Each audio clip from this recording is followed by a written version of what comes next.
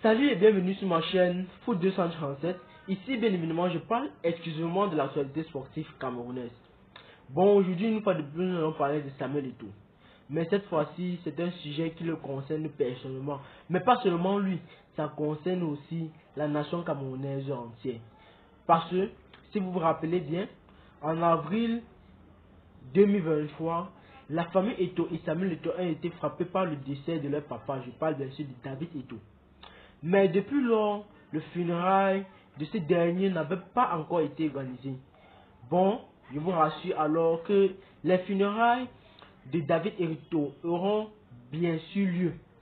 Mais la date du funérail du père de Eto'o sera jusqu'en avril prochain.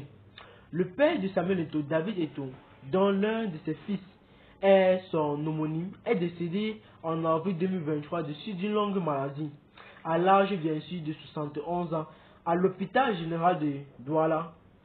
Étant président de la Fédération camerounaise de football, le calendrier des matchs éliminatoires des Lions indomptables du Cameroun de la CAN 2023 et la compétition en Côte d'Ivoire du 13 janvier au 11 février 2024 n'ont pas permis à l'ancien attaquant camerounais de programmer les dates des obsèques de son papa.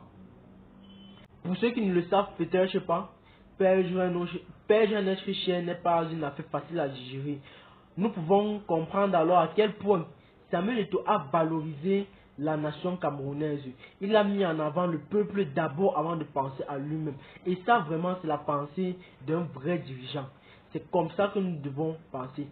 Samuel Eto'o a dû prolonger les obsèques de son père jusqu'à un an après pour pouvoir bien sûr l'offrir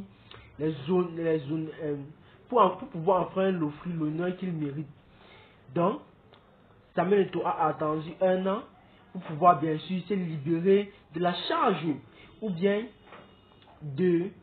pouvoir se libérer du poids qu'il avait mis sur son dos. Je parle bien sûr de cette Coupe d'Afrique des Nations là. Même comme les Lions indomptables ne sont pas allés et n'ont pas obtenu le résultat que nous espérons tous, nous pouvons affirmer avec certitude que le président de l'Africa Foot a beaucoup mis du sien pour pouvoir nous donner au moins ce résultat que nous avons présentement. Mais maintenant que la CAN 2023 est terminée et un an après sa disparition, Samuel Eto'o et la famille Eto'o songent à présent à honorer la mémoire de leur papa à travers des funérailles. En attendant des programmes détaillés, c'est du 11 au 13 avril prochain que les obsèques du papa de l'ancien quadruple champion d'Afrique auront lieu.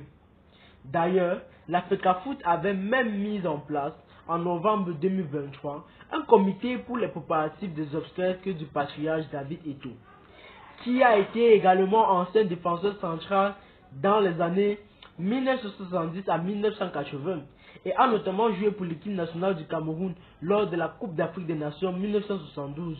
Bon, Samuel Eto'o pleure le décès de son père, ça fait déjà un an et nous nous attendons à des funérailles grandioses de la part d'un ancien lion indomptable.